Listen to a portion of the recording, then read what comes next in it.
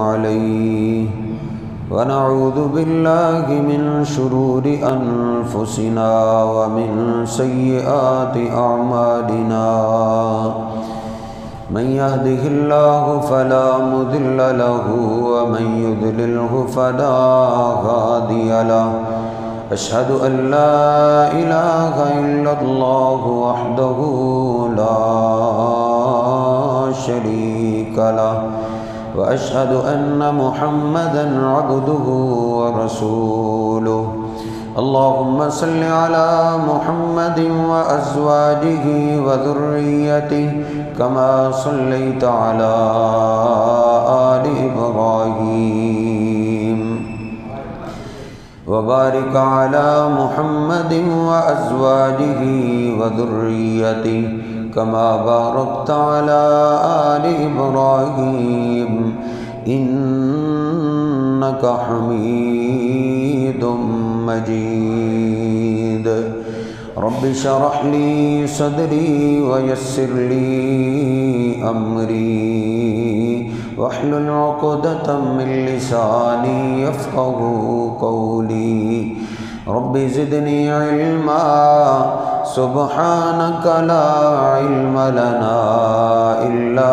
ما علمتنا إنك أنت العليم الحكيم أما بعد فإن خير الحديث كتاب الله وخير الهدي هدي محمد صلى الله عليه وسلم وشر الأمور محدثاتها وكل محدثة بدعة وكل بدعة ضلالة وكل ضلالة في النار أعوذ بالله السميع العليم من الشيطان الرجيم من همزه ونفخه ونفسه بسم الله الرحمن الرحيم يا أيها الذين آمنوا اتقوا الله حق تقاته ولا تموتن إلا وأنتم مسلمون سبحان ربك رب العزة عما يصفون وسلام على المرسلين والحمد لله رب العالمين.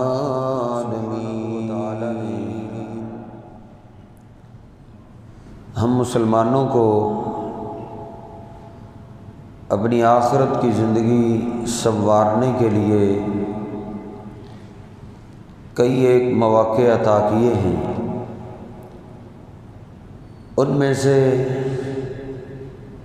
سب سے عظیم الشان موقع یہ ذوالحجہ کے ابتدائی 10 دن ہیں. نبی پاک صلی اللہ علیہ وسلم کا ارشاد گرامی ہے افضل ایام الدنیا ایام العشر. دنیا کے سب سے زیادہ افضل ترین ایام ذوالحجہ کے پہلے 10 دن ہیں.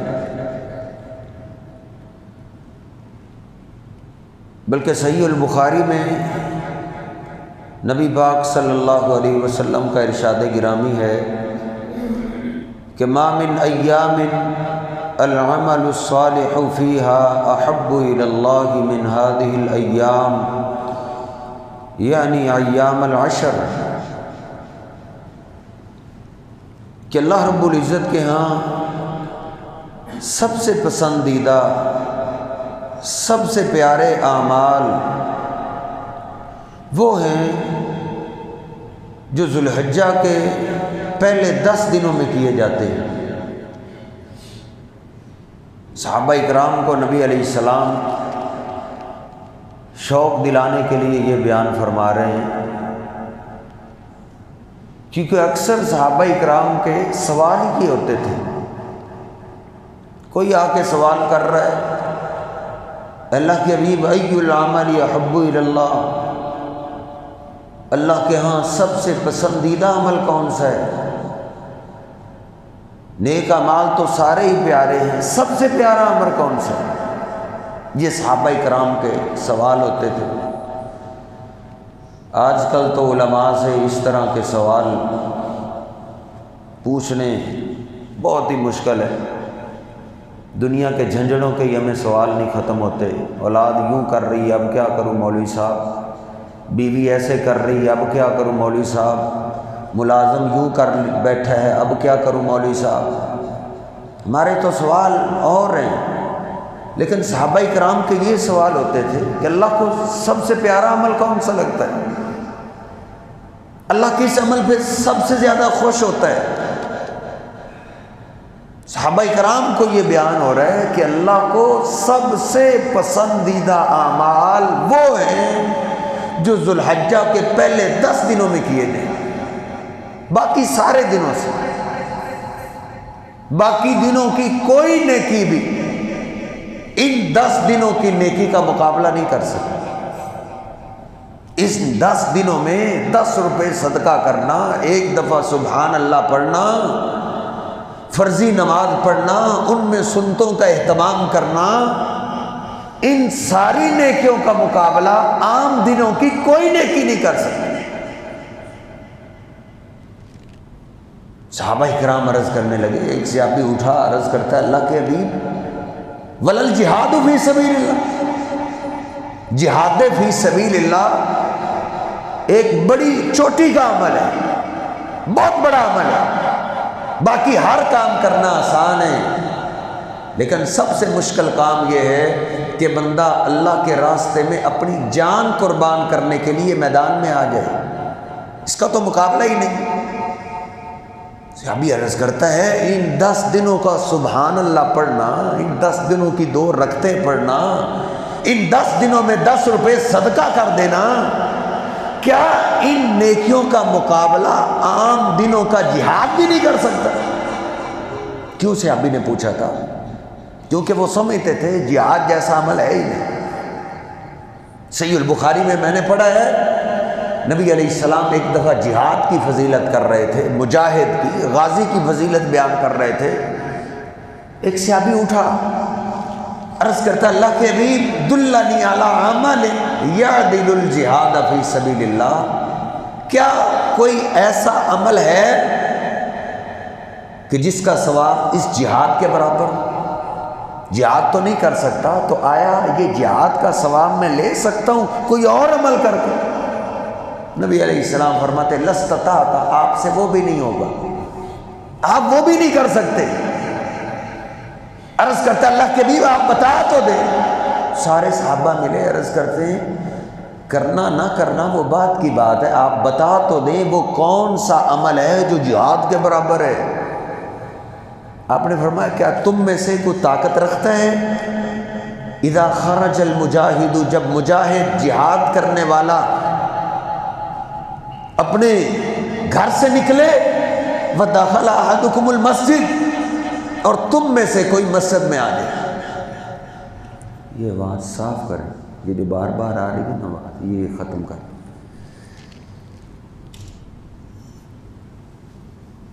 نبی پاک علیہ السلام سے پوچھا جا رہا ہے کوئی عمل ہے ایسا؟ آپ بتا رہے ہیں کہ جب مجاہد جہاد کرنے والا اپنے گھر سے نکلے تو تم میں سے کوئی مسجد میں آ جائے۔ مسجد میں آ کے کیا کرے؟ جب تک مجاہد واپس نہ آ جائے، اس کو 1 مہینہ لگ جائیں، 2 مہینے لگ جائیں، 3 ماہ لگ جائیں، جب تک واپس نہ آئے تو اتنی دیر تک تم نے ہر روز روزہ رکھنا ہے، ناغہ نہیں کرنا، اور ساری رات تہجد کی نماز پڑھنی ہے، تھکنا نہیں، بیٹھنا نہیں، لیٹنا نہیں، جب تک مجاہد نہ آ جائے۔ وہ صحابی عرض کرتا ہے اللہ کے حبیب من یستطیع ذلک، یہ تو کوئی بھی نہیں کر سکتا، اس کی کون طاقت رکھ سکتا ہے؟ آپ فرماتے ہیں اللہ کے راستے میں جان قربان کرنے کے لیے میدان میں اتر آنا، اور میرے ساتھیوں اس جہاد کا مقابلہ ہو ہی نہیں سکتا۔ جب نبی علیہ السلام نے فرمایا کہ ان 10 دنوں کی نیکیوں کا مقابلہ عام دنوں کی کوئی نیکی نہیں کر سکتی، تو صحابی نے عرض کر دیا اللہ کے حبیب عام دنوں کا جہاد بھی ان 10 دنوں کی نیکیوں کا مقابلہ نہیں کر سکتا؟ آپ نے فرمایا ولل جہاد فی سبیل اللہ، عام دنوں کا جہاد فی سبیل اللہ بھی ان 10 دنوں کی نیکیوں کا مقابلہ نہیں کر سکتا۔ الا رجل خرج بنفسه وماله ثم لم يرجع من ذلك بشيء، سوائے اس مجاہد کے جس کے جہاد کا انحصار لوگوں کے چندے پہ نہ ہو، اپنے گھر سے مال لے کر، اپنے مال سے اسلحہ لے کر میدان جہاد میں چلا جائے، سارا مال لے کر چلا گیا ہے، اپنی جان لے کر چلا گیا ہے، اب نہ اس کا مال واپس آئے نہ جان واپس آئے، یہ مجاہد تو بہت ہی افضل ہے، اس کے علاوہ کوئی جہاد بھی ان 10 دنوں کی نیکیوں کا مقابلہ نہیں کر سکتا۔ آپ اندازہ لگائیں ان 10 دنوں کی نیکیاں اللہ کو کتنی پیاری ہیں، کتنی پیاری ہیں۔ میرے اور آپ کے ہاں رمضان کا ہم بڑا اہتمام کرتے ہیں، فرض نمازیں، نوافل سنتے ہیں، تہجد کی نماز، صدقات و خیرات، قرآن مجید کی تلاوت ہونا بھی چاہیے، لیکن ان 10 دنوں کا اہتمام میں ہم زیرو ہیں۔ باقی دنوں اور ان 10 دنوں میں ہماری نیکیوں میں کوئی فرق نہیں لگتا۔ کیوں نہیں لگتا؟ ہمارے ہاں ان 10 دنوں کی اہمیت نہیں ہے۔ نہیں میرے محترم بھائیوں، ان 10 دنوں کی نیکیوں کی عبادت اللہ کے ہاں، اللہ کی قسم اس کے خلاف مجھے کوئی حدیث نہیں ملی کہ ان 10 دنوں کی نیکیاں رمضان سے بھی اعلیٰ ہیں، رمضان کی نیکیاں بھی ان 10 دنوں کی نیکیوں کا مقابلہ نہیں کر سکتی۔ اس لیے ان 10 دنوں میں بھی نیکیوں کا اہتمام کیا جائے۔ اب نبی علیہ السلام نے یہ بتایا ہے کہ ان 10 دنوں کی نیکی اللہ کو بہت پیاری ہے، یہ نہیں بتایا کتنی پیاری ہے۔ اس میں بھی ایک لذت ہے جو اللہ پاک نے چھپا لی ہے کہ اللہ کو ان 10 دنوں کی نیکی کتنی پیاری ہے۔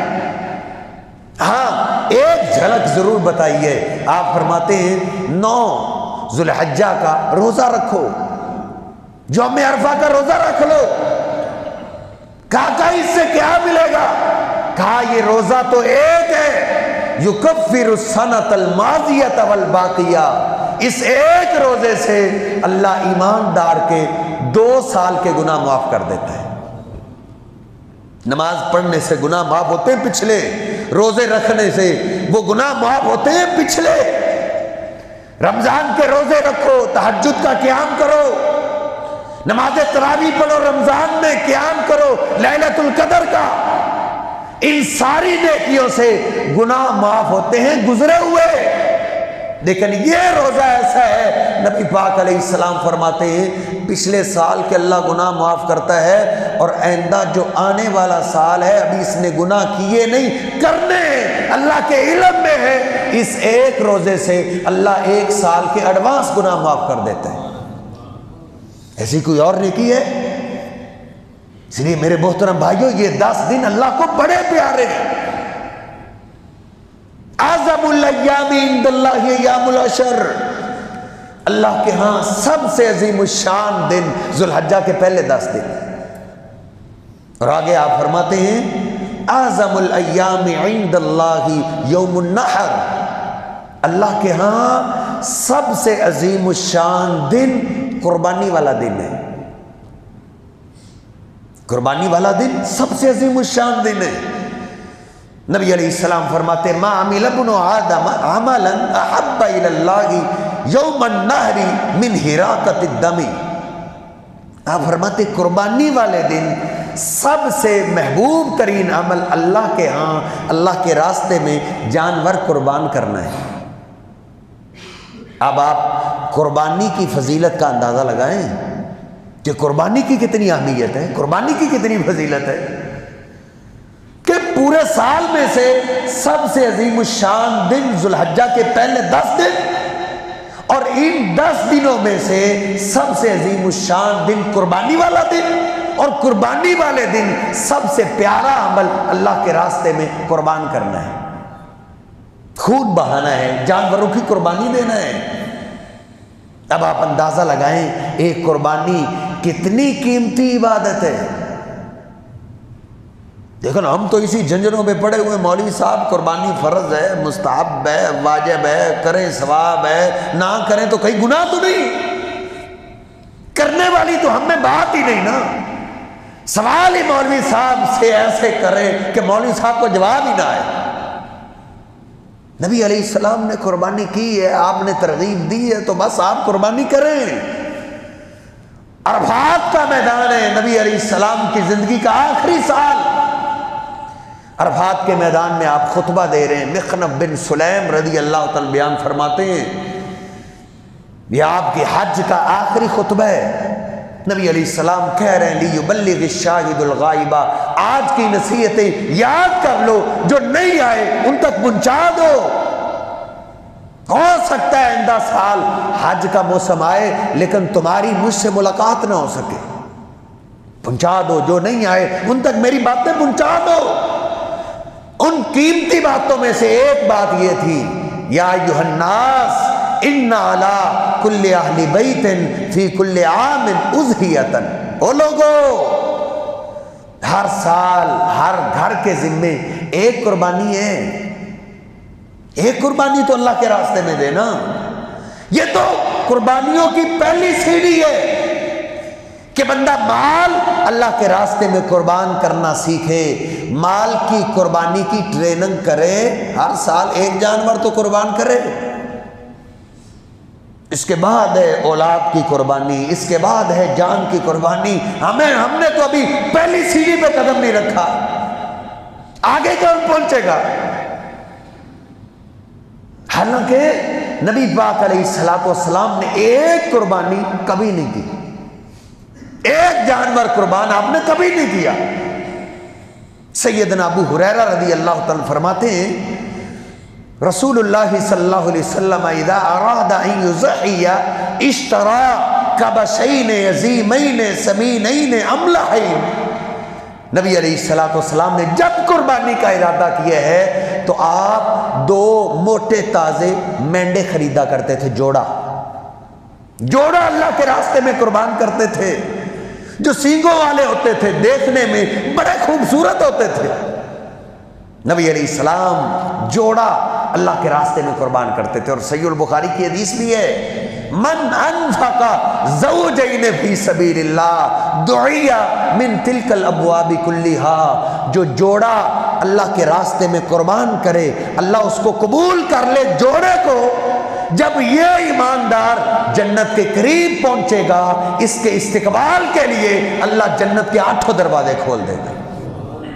جو جوڑا اللہ کے راستے میں قربان کرتا ہے، اور جوڑا اللہ قبول کر لے، اللہ سب کی قبول کرے۔ نبی علیہ السلام نے جوڑا قربان کی ہے، لیکن ہماری آسانی کے لیے کی ہے کم از کم ایک جانور تو قربان کرو۔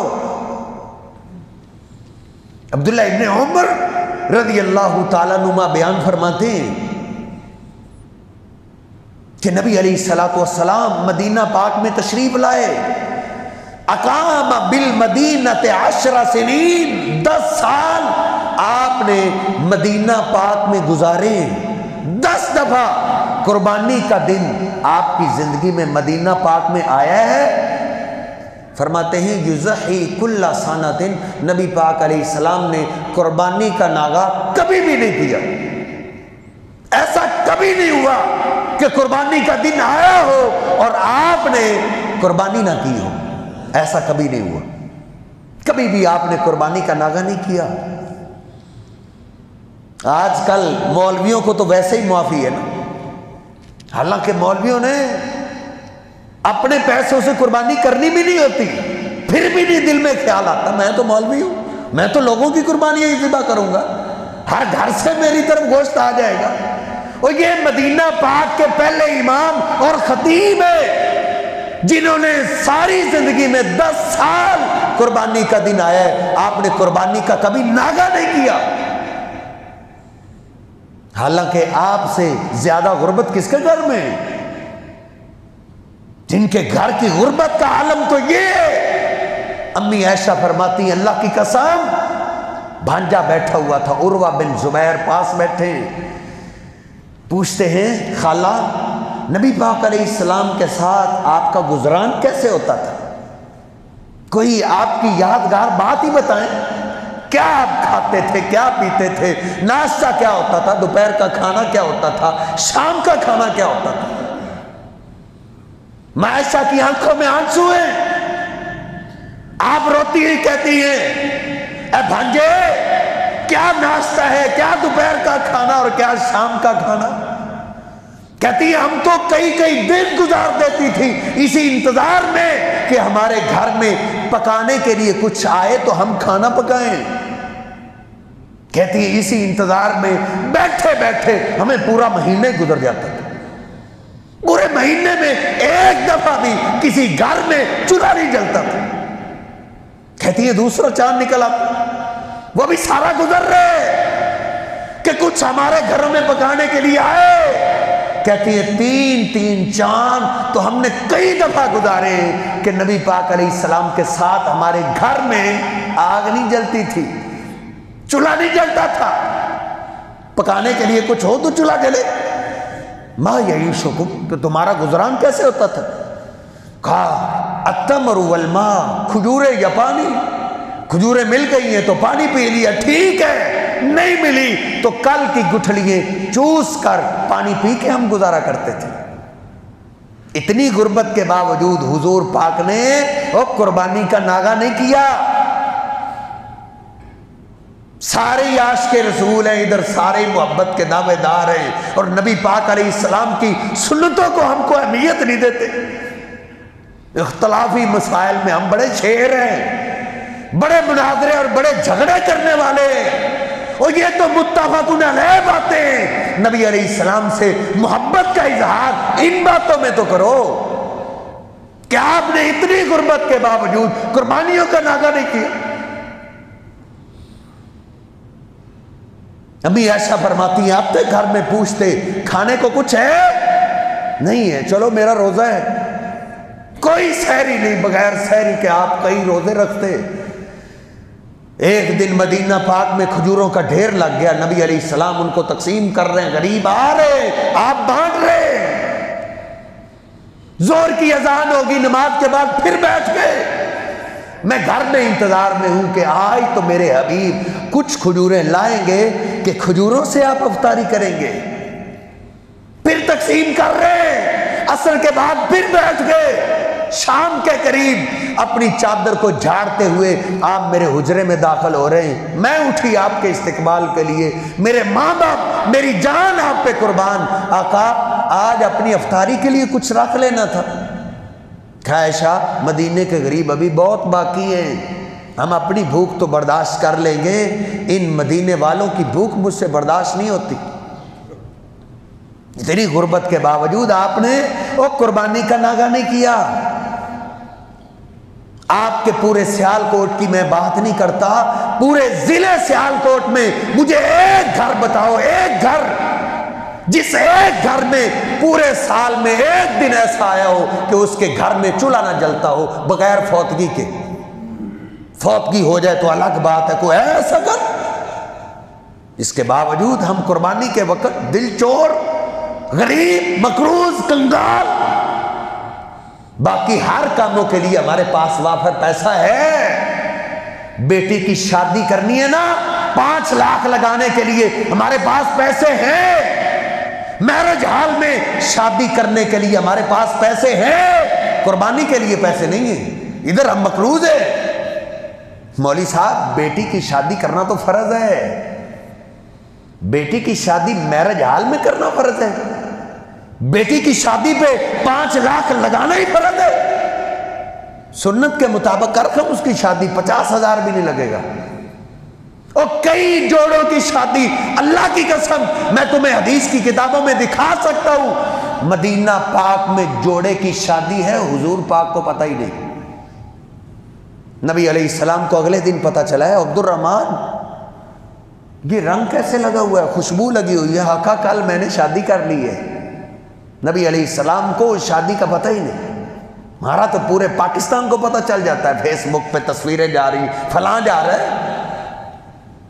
ان کاموں میں پیسہ لگاؤ، فضولیات میں، یہ ہندوانہ رسمیں چھوڑ دو۔ ہندوؤں کا دین ہم نے اپنایا ہے، محبت حضور سے ہے، ہمارا جینا اور مرنا، سارے کام ہمارے ہندوؤں جیسے ہیں۔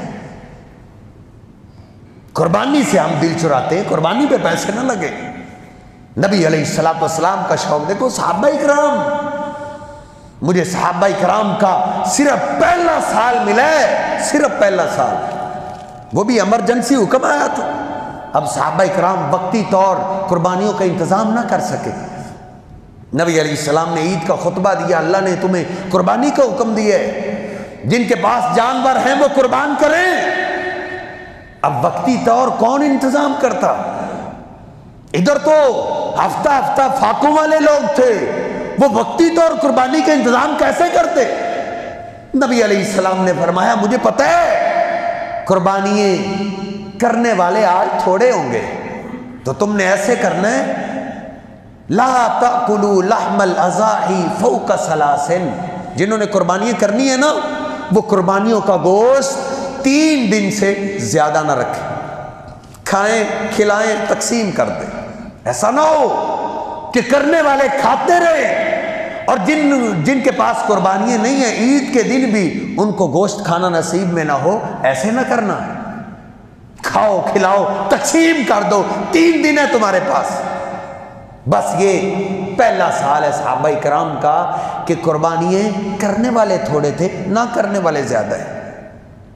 بس اس کے بعد اگلا سال انہوں نے 5 6 ماہ پہلے قربانی کا انتظام کر لیا۔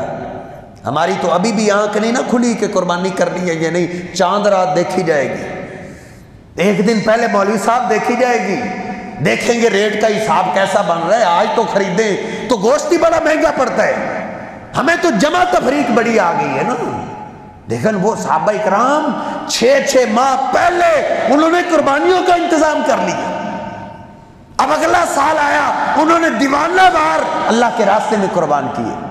ہو جو حضور پاک پہ جنہوں نے اپنی اولادوں کو قربان کر دیا، مال لٹا دیے، ان کے لیے جانور قربان کرنا کہاں مشکل تھی۔ اگلا سال آیا، انہوں نے قربانی کی دیوانہ وار۔ شام کے وقت نبی علیہ السلام کے پاس شکایت لے کر آ گئے، عرض کرتے ہیں اللہ کے ابھی پچھلے سال آپ نے فرمایا تھا کہ قربانی کا گوشت 3 دن سے زیادہ نہیں رکھنا، آقا گوشت کا کریں کیا، اس کو کہاں لے کر جائیں؟ آقا غریب سے غریب گھر کو دستک دیے، گوشت لے کر پہنچے ہیں قربانی کا۔ اندر سے آواز آئی ہے بھائی ہم نے اپنی قربانی کا انتظام کیا ہوا ہے، کہیں اور لے جاؤ، قربانی کا گوشت کو قبول کرنے والا نہیں ہے، اب کہاں لے جائیں؟ نبی علیہ السلام نے شام کے وقت خطبہ دیا، آپ نے فرمایا پچھلے سال نوعیت کچھ اور تھی، قربانی کرنے والے تھوڑے تھے، نہ کرنے والے زیادہ تھے، اب تو قربانی کرنے والے ہیں، اب کلو واطعموا وادخروا، کھاؤ کھلاؤ، اور اب تم اسٹاک بھی کر سکتے ہو۔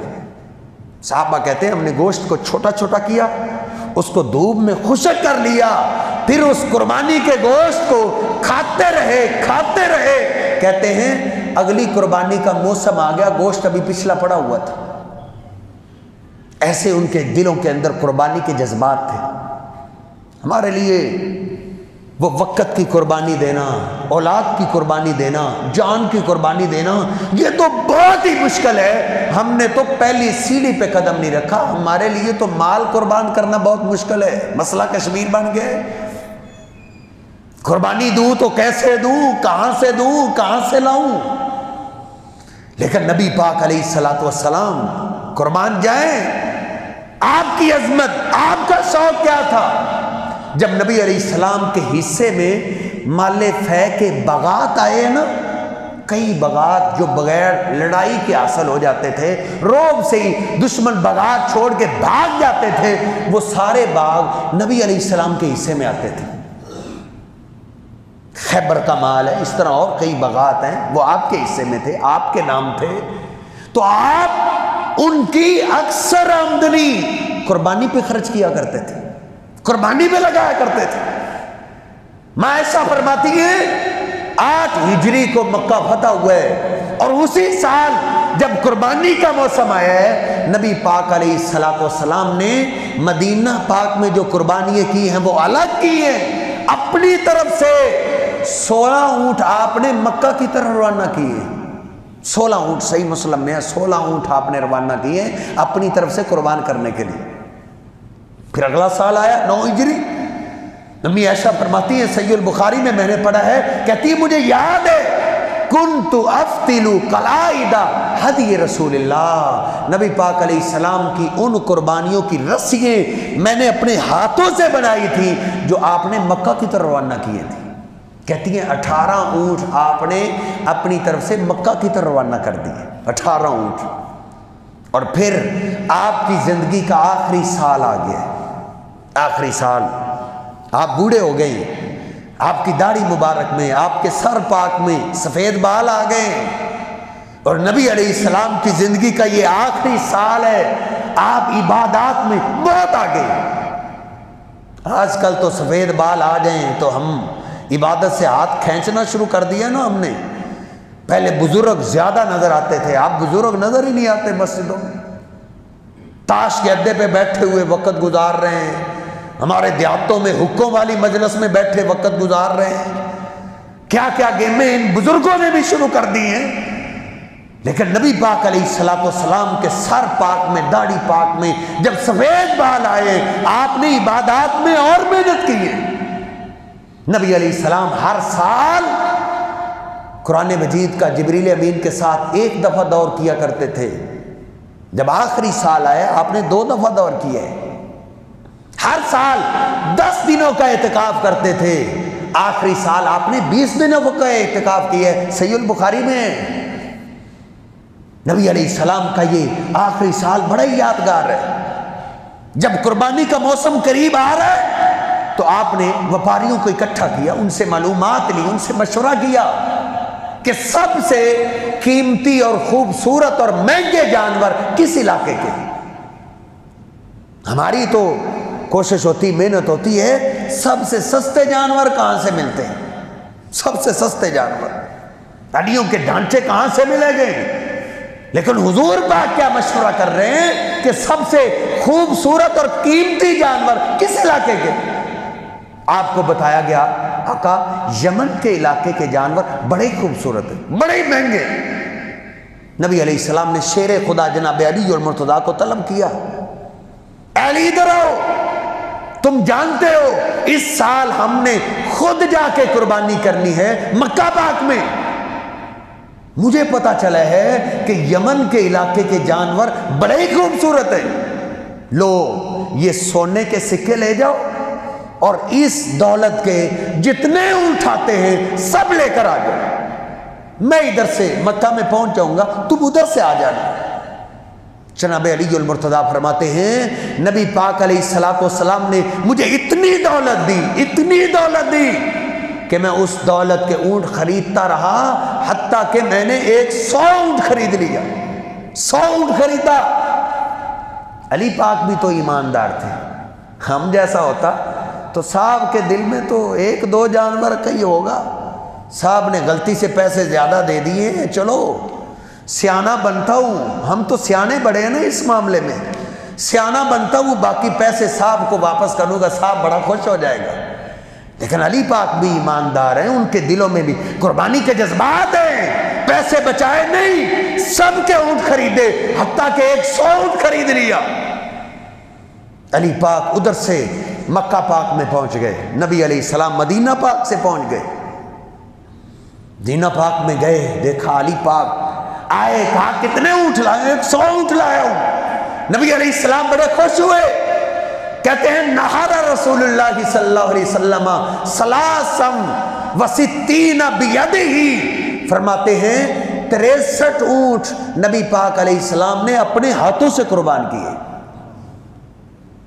ہماری تو یہ حالت ہے، ہم سے تو بکرا نہیں ذبح ہوتا، بکرے کے لیے ہم مولوی تلاش کر رہے ہوتے ہیں، حافظ تلاش کر رہے ہیں، دیکھو مل جائے چھری پھیر دے، مجھ سے تو نہیں پھرتے۔ نبی پاک علیہ السلام اتنے نرم و نازک، آپ سے زیادہ نرم و نازک کون سا شہری ہے؟ سیدنا انس فرماتے اللہ کی قسم میرا ہاتھ کئی دفعہ حضور کے ہاتھوں میں گیا ہے، آپ کا ہاتھ ریشم سے بھی زیادہ نرم تھا، اتنے نرم و نازک کے باوجود آپ نے 63 اونٹ اپنے ہاتھوں سے قربان کیے ہیں۔ پھر مجھے حکم دیا ان ہر ما غبرا، اے علی جو بچ گئے وہ تم قربان کرو، پھر باقی جانور میں نے قربان کیے۔ یہ نبی پاک علیہ الصلوۃ والسلام کا شوق ہے۔ اس کے بعد آپ کی زندگی میں قربانی کا دن نہیں آیا۔ ہاں آپ کے گھرانے پہ قربانی کا دن آیا ہے۔ اس کے بعد آپ کا جتنا بھی مال تھا وہ آپ کے جانے کے بعد سب صدقہ تھا، سب بیت المال میں جمع ہو گیا۔ اور نبی علیہ السلام نے اپنی بیویوں سے جو آخری میٹنگ کی ہے یہی کہا ہے تمہارے پاس بھی جو مال ہے تم نے سارا کا سارا مال بیت المال میں جمع کروا دینا ہے، کیونکہ انبیاء جو بھی ترکہ چھوڑ کے جاتے ہیں وہ وراثت نہیں ہوتی، وہ صدقہ ہی ہوتا ہے۔ ہاں رہو تمہارا خرچہ میرے اللہ پاک کے ذمے، اللہ کو بندوبست کر دے گا۔ سیدنا عبد الرحمن بن عوف رضی اللہ تعالیٰ عنہ تمام بیویوں کو پورے سال کا خرچہ دیا کرتے تھے، پورے سال کا خرچہ۔ امی عائشہ طیبہ طاہرہ رضی اللہ تعالیٰ نے فرماتی عبد الرحمن تم نے خرچہ تو دینا ہی ہوتا ہے، تم قربانی کے قریب دے دیا کرو، قربانی کے قریب دے دیا کرو۔ جن کے سردار اتنی قربانیاں کرتے ہوں اور ان کے گھر میں کوئی قربانی نہ ہو ان کو پریشانی تو ہوتی ہے نا۔ کہتی عبد الرحمن قربانی کے قریب مجھے خرچہ دیا کرو۔ امی عائشہ اپنے سال کے خرچے کو کلوز کر کے اپنے سال کے خرچے میں سے ہر سال 1 اونٹ قربان کیا کرتی تھی، 1 اونٹ قربان کیا۔ اپنے گھر میں جا کے یہ داستانیں سناؤ، یہ تربیت کرو اپنی اولاد کی، اپنے گھرانے والوں کی، اپنے بیوی بچوں کو یہ داستانیں سناؤ کہ اپنے خرچے میں سے وہ ہر سال 1 اونٹ قربان کرتی تھی۔ گھر میں یہ تربیت کرو کہ بیٹا یہ عید کپڑوں والی نہیں ہے، یہ جوتیوں والی عید نہیں ہے، یہ قربانی والی عید ہے، اس کو ہم قربانی کا نام دیتے ہیں۔ بیٹو تم اپنے کپڑوں کے پیسے لے لو، جوتیوں کے پیسے لے لو، لیکن میرا مشورہ یہ ہے میں نے گھر کی طرف سے قربانی تو کرنی ہے، تم اپنے خرچے میں سے اپنی الگ قربانی کرو، وہ الگ قربانی کریں، آپ گھر کے سردار الگ قربانی کریں، کیا بات ہے پھر؟ لیکن ادھر تو عجیب باتیں ہیں، کپڑوں کے لیے ہمارے پاس پیسے ہیں، گھر کے 5 فرد ہیں، ہر نے 2 جوڑے سوٹوں کے خریدنے ہیں، جوتیاں بھی خرید لینی ہیں، سلائیوں کے لیے بھی پیسے ہیں۔ قربانی کے وقت مولوی صاحب مقروض ہو، جس کے ذمے قرض ہو کیا اس کے ذمے بھی قربانی؟ اب مولوی صاحب کو ایسا پھنسائیں گے کہ وہ مجبور ہو کے کہہ دے تو قربانی نہ ہی کر، نہ بھی کرے تو خیر ہے۔ بس یہ سننے کے لیے ہم سوال کو کیسے رنگ دیتے ہیں۔ اب دیکھیں ماں ایسا اپنے خرچے کو کلوز کر کے ایک عورت ہو کے 1 سالم اونٹ کر رہی ہیں۔ یاد رکھو یہ جو حصوں والا سلسلہ ہے نا، سردار بھی کہتے ہیں میں نے مولوی صاحب 2 حصے رکھے، 3 حصے رکھے، 4 حصے رکھے۔ صحابہ کرام کے زمانے میں یہ مسئلہ تو تھا لیکن حصوں والا رواج نہیں تھا۔ غور سے سنیں، پھر سنیے کہ صحابہ اکرام کے زمانے میں یہ حصوں والا مسئلہ تو تھا، رواج نہیں تھا، جو کرتے تھے سالہ بھی کرتے تھے۔ سنن ترمذی کے اندر میں نے پڑھا ہے، امام شافعی ہیں صحابہ اکرام کے شاگرد، ایک دفعہ عبداللہ ابن عمر کے پاس بیٹھے کہتے ہیں آج میں نے ایک عجیب مسئلہ سنا ہے آپ کے ساتھیوں سے۔ ہاں کیا مسئلہ سنا؟ کہا مجھے پہلے تو یہ بتاؤ کہ اتجزیو ان 7 الجزور والبقرۃ، کیا گائے اور اونٹ 7 آدمیوں کی طرف سے کافی ہو جاتا ہے؟ 7 حصے ڈال کر اگر 7 آدمی مل کر ایک بڑا جانور کریں تو 7 کی قربانی ہو جاتی ہے؟ کہا شابی تم نے بڑی عجیب بات کر دی، الہا 7 انفس، کیا اونٹوں گائیوں کی 7 جانیں ہوتی ہیں؟ کہا نہیں، جان تو ایک ہوتی۔ کہا پھر 7 قربانیاں کیسے ہو جاتی ہیں؟ کہا میں نے آپ کے ساتھیوں سے سنا ہے، ساتھیوں نے کہا ہے کہ نبی علیہ السلام نے فرمایا ہے کہ 7 آدمی مل کر ایک جانور کر دیں تو اللہ 7 کی قربانی قبول کر لیتا ہے۔ سیدنا عبداللہ بن عمر نے ساتھیوں سے پوچھا یہ کیا کہہ رہے ہیں؟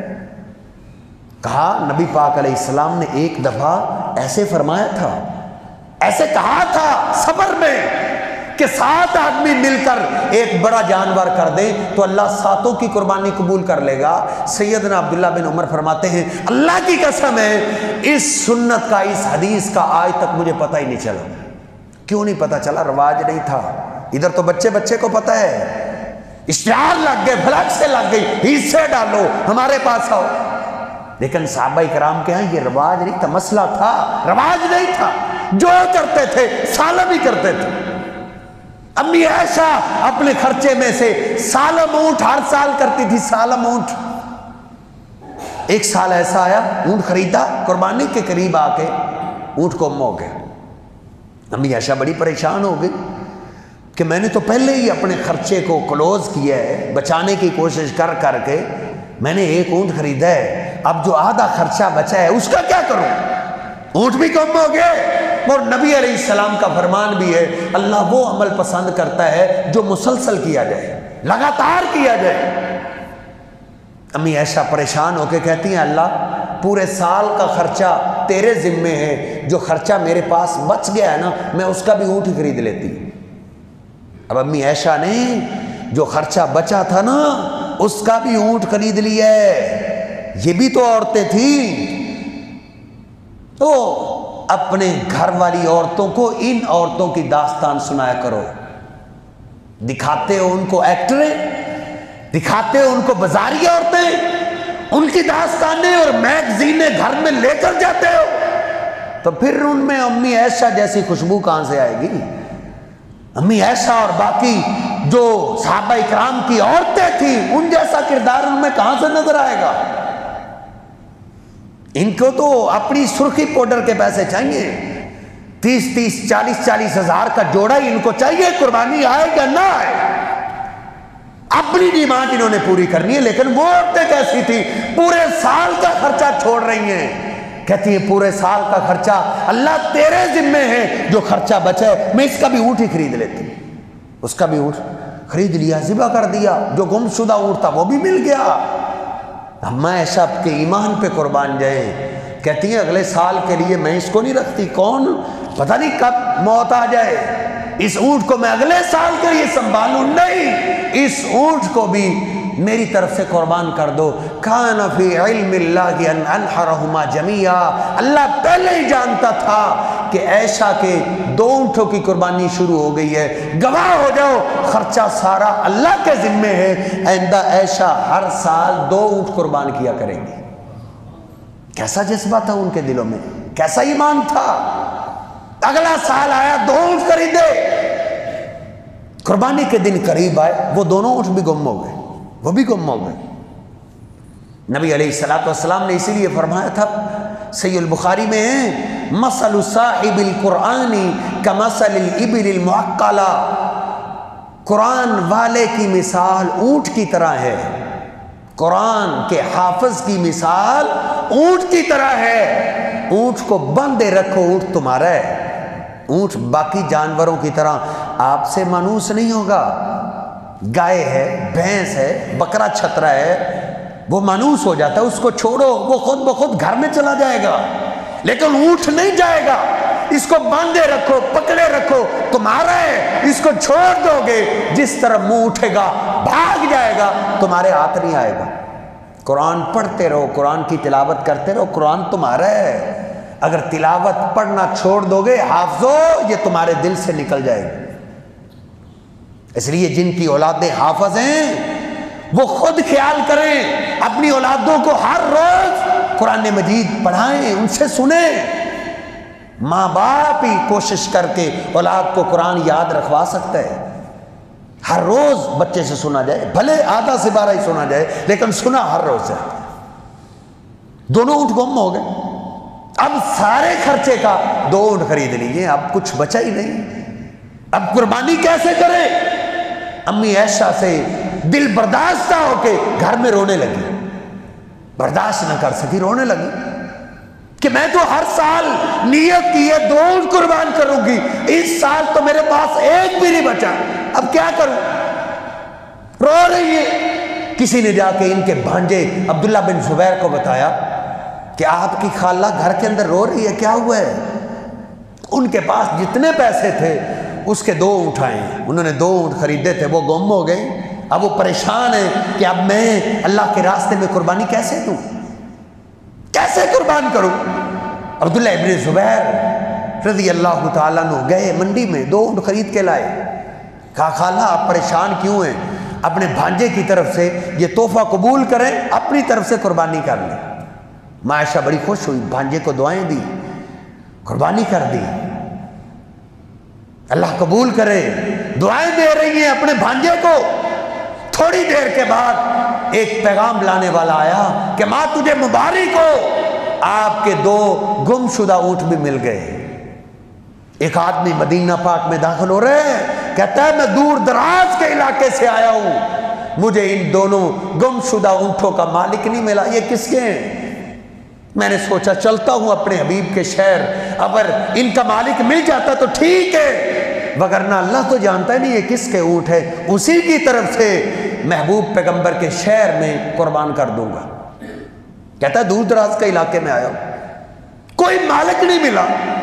کیوں نہیں مالک ملا تھا؟ کیونکہ وہ سارا علاقہ مسلمانوں کا تھا، وہ سارے مسلمان رہتے تھے، ہمارے جیسے ہوتے تو ایک سے دوسری بستی میں جانے کی ضرورت نہیں تھی، دوسرے تھے، تیسرا بندہ ہی کہتا میں بڑا پریشان تھا، اور یہ اونٹ تو 2-3 لاکھ کا آتا ہے، ہم تو 1000 کا نوٹ دیکھ لیں تو ہمارا ایمان خراب ہو جاتا ہے، اوپر پاؤں رکھ لیتے ہیں، کوئی دیکھ تو نہیں رہا، نیا جوتا دیکھ لے تو ہمارا ایمان بگڑ جاتا ہے، ادھر تو 2 اونٹ ہیں۔ کہتا ہے بڑے دور دراز کا سفر کر کے آئے ہوں، مجھے ان کا مالک نہیں ملا۔ ایک ساتھی مجھے کہہ رہا تھا مولوی صاحب آپ ہزاروں کی باتیں کرتے ہیں، اب تو ہم لاکھوں کے فراڈ میں کھیلتے ہیں، لاکھوں کے فراڈ میں۔ یہ ہے مسلمانوں کی حالت کہ جن کو دیکھ کے شرمائیں یہود۔ کہتا ہے دور دراز کے علاقے میں کئی بستیاں گزری ہیں، مجھے ان کا مالک نہیں ملا۔ سب نے کہا یہ تو ہماری ماں عائشہ کے ہیں۔ ماں عائشہ کو اطلاع دی گئی، آپ بڑی خوش ہوئی، کہتی ہیں اگلے سال کے لیے میں ان کو نہیں رکھتی، یہ بھی میری طرف سے اللہ کے راستے میں قربان کر دو۔ امی عائشہ نے زندگی کے آخری سال 4 اونٹوں کی قربانی دی ہے، 4 اونٹ قربان کیے۔ اس لیے میرے محترم بھائیوں، یہ قربانی کا جذبہ میرے اور آپ کے دل میں بھی آ جائے، وگرنہ نبی علیہ السلام کا فرمان ہے من وجد ساعۃ ان یضحی، جس کے پاس قربانی کی طاقت ہو پھر قربانی نہ کرے۔ آقا فرماتے فلا یقربن مصلانا، وہ ہماری عیدگاہ کے قریب بھی نہ آئے، ہم عید کی خوشی میں جہاں اکٹھے ہوئے وہ ہمارے قریب نہ آئے۔ حالانکہ عیدگاہ میں آنا کتنا ضروری کام ہے۔ آپ فرماتے سب کو لاؤ، بچوں، جوانوں، بوڑھوں کو، عورتوں کو، سب کو ہماری عیدگاہ میں لے کر آؤ۔ آقا ایک عورت مخصوص ایام میں ہے، کہا اس کو بھی لاؤ، وہ عید کی نماز کے ٹائم علیحدہ رہے لیکن ہماری خوشیوں میں شامل تو رہے، ہماری دعا میں شامل تو رہے۔ آقا ایک عورت ہے جس کے پاس پردہ کرنے کے لیے دوپٹہ نہیں ہے، چادر نہیں ہے، برقع نہیں ہے، آقا فرماتے اس کو بھی لاؤ، وہ اپنی ہمسائی کی چادر میں لپٹ کے آ جائیں، آئیں ضرور۔ عیدگاہ میں مسلمانوں کے لیے اس اجتماع میں شامل ہونا اتنا ضروری ہے، لیکن نبی علیہ السلام فرماتے ہیں جن کے پاس قربانی کی طاقت ہے پھر قربانی نہ کریں، وہ ہمارے قریب آئے نا، ہمیں وہ نہیں چاہیے، ان کو ہم نہیں چاہیے، وہ ہم سے دور، ہم ان سے دور۔ فلا یحضر مصلانا، وہ ہماری عیدگاہ کے قریب نہ آئے، حاضر نہ ہو، وہ ہم سے دور رہے۔ اس لیے میرے محترم بھائیوں، آج میری اور آپ کی صورتحال ہمارے سامنے، باقی کاموں کے لیے ہم بڑے پیسے اکٹھے کر لیتے ہیں، سائیکل سے موٹر سائیکل کے لیے ہم وہ بڑی کمیٹیاں ڈال لیتے ہیں، تو کبھی یہ قربانی کا شوق بھی میں اور آپ اپنے اپنے دلوں میں پیدا کریں، اور نبی پاک علیہ السلام کی یہ جو ہمارے گھروں کے اندر 10 20 سال سے مردہ سنت ہے، اس کو بھی زندہ کر کے دیکھیں، پھر اللہ رب العزت ہمارے گھروں میں بہار لگائے گا۔ اللہ رب العزت مجھے اور آپ کو سمجھنے کی توفیق عطا فرمائے۔ باقول قولی ھذا استغفر اللہ لی و لکم۔